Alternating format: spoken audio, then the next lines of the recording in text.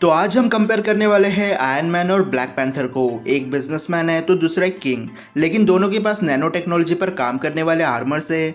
Tony का suit time के साथ बहुत ज़्यादा स्ट्रॉन्ग बन गया, लेकिन ब्लैक पैंथर का सूट वाइब्रेनियम से बना है और वाइब्रेनियम प्लैनेट अर्थ का सबसे स्ट्रॉन्ग धातु है। लेकिन दोनों को कंपेयर करने से पहले हम जान लेते हैं इनकी ओरिजिन और पावर्स को। तो टोनी स्टार्क एक बिजनेसमैन है, लेकिन एक दिन टोनी स्टार्क को टेररिस्ट ग्रुप किडनैप कर लेता है और वो लोग टोनी को फोर्स करते हैं कि वो उनके लिए एक मिसाइल बनाए। लेकिन टोनी समझ जाता है कि अगर वो मिसाइल बना भी देता है तब भी वो जिंदा नहीं बचने वाला, इसलिए वो एक केव में मार्क 1 आर्मर बनाता है और टेररिस्ट गैंग को मारकर वहां से चला जाता है। लेकिन टोनी यहीं पर नहीं रुका, उसने खुद को टाइम के साथ अपग्रेड किया और करीब 15 साल में टोनी खुद के लिए 85 आर्मर्स बना चुका था। ब्लैक पैंथर कोई सुपर हीरो नहीं है, ये एक टाइटल है जो वकांडा के किंग को दिया जाता है, क्योंकि ब्लैक पैंथर का काम है वकांडा की रक्षा करना। और रही बात वाइब्रेनियम की, तो वाइब्रेनियम हजारों साल पहले प्लेनेट अर्थ पर आ गिरा था और एक दिन एक वॉरियर वाइब्रेनियम से बनी हार्ट शेप हर्ब खा लेता है, जिसकी वजह से वो बहुत ज्यादा पावरफुल बन जाता है और वो वॉरियर आगे जाकर बना वकांडा का पहला ब्लैक पैंथर। अब शुरू करते हैं इन दोनों को कंपेयर करना। तो सबसे पहले इंटेलिजेंस, तो टोनी और तिचाला दोनों एमसीयू के इंटेलिजेंट कैरेक्टर में से एक है। एक तरफ टोनी है जिसका IQ 270 है एमसीयू में, जिसकी वजह से टोनी 0.1% सुपर जीनियस लोगों में से एक बन जाता है। टोनी 20 साल की उम्र में स्टार्क इंडस्ट्री को संभाल रहा था और फ्यूचरिस्टिक माइंडसेट होने की वजह से टोनी को 10 साल पहले ही पता चल गया था कि कोई बहुत बड़ी मुसीबत अर्थ पर आने वाली है। तचाला कॉमिक्स में भले ही जीनियस है, लेकिन मूवीज वाला वर्जन ज़्यादा स्मार्ट नहीं है।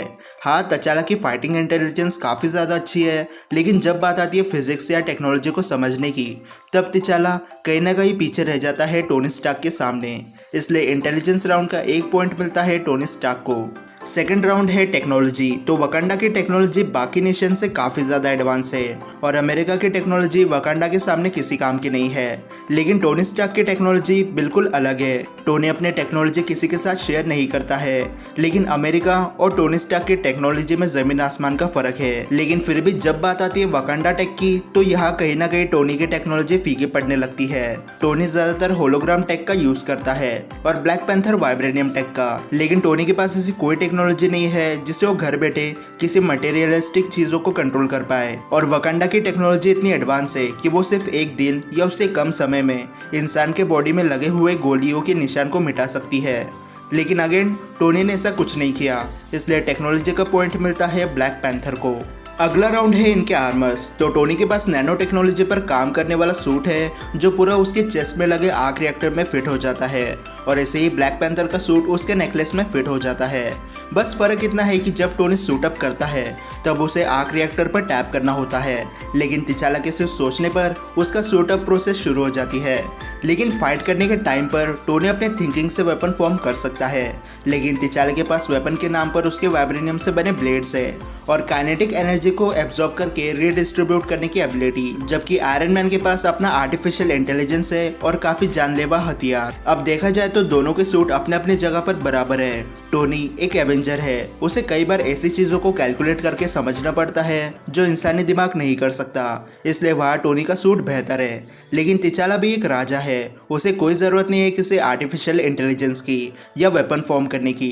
किंग्स के पास अपना खुद का एक लेजेंडरी वेपन होता है, जैसे कि तिचाला के क्लॉज, इसलिए हम दोनों की सूट को 1-1 पॉइंट दे देते हैं। अगला राउंड है स्ट्रेंथ और ड्यूरेबिलिटी, तो अपने स्ट्रेंथ से आयरन मैन एक कार को लिफ्ट कर चुका है और अगर ये कम पड़ जाए तो शील्ड हेली कैरियर के एक हिस्से को लिफ्ट कर चुका है और तिचाला एक राइनो को अपने स्ट्रेंथ से नॉकआउट कर चुका है।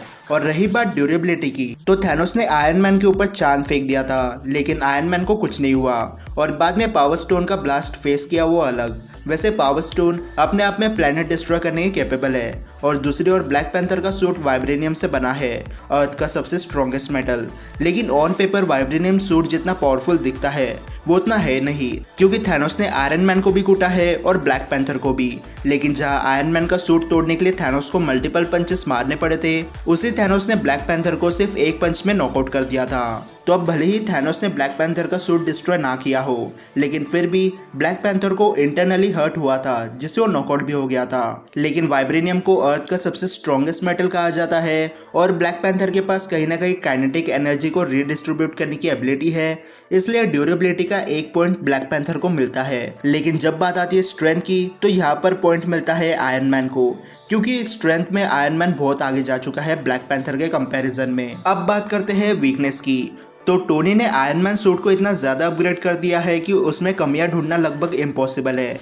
एंड गेम का सूट इतना एडवांस था कि उसे अपने खुद की आर्टिफिशियल इंटेलिजेंस की भी ज़रूरत नहीं थी, जिसकी वजह से वो ऑफलाइन होकर भी काम कर सकता था। बस एक ही वीकनेस थी कि सूट अप करने के लिए टोनी को आर्क रिएक्टर पर टैप करना ही होगा। दूसरी ओर ब्लैक पैंथर के कई वीकनेस है, जैसे सुपरसोनिक साउंड से ब्लैक पैंथर को हर्ट किया जा सकता है, ब्लैक पैंथर स्पेस में सर्वाइव नहीं कर सकता, और इलेक्ट्रिक बोल्ट्स का असर ब्लैक पैंथर के वाइब्रेनियम सूट पर होता है, और वो सोनिक स्टेबलाइजर जिसके कांटेक्ट में आते ही वाइब्रेनियम अपना काम करना बंद कर देते हैं। तो अब करते हैं इन दोनों की फाइट। तो अगर बात करें विदाउट प्रिपरेशन टाइम के फाइट की, तो यहाँ पर ऐसा हो ही नहीं सकता कि इन दोनों के पास अपने आर्मर्स ना हो। ये दोनों सुपर हीरो हमेशा प्रिपेयर रहते हैं।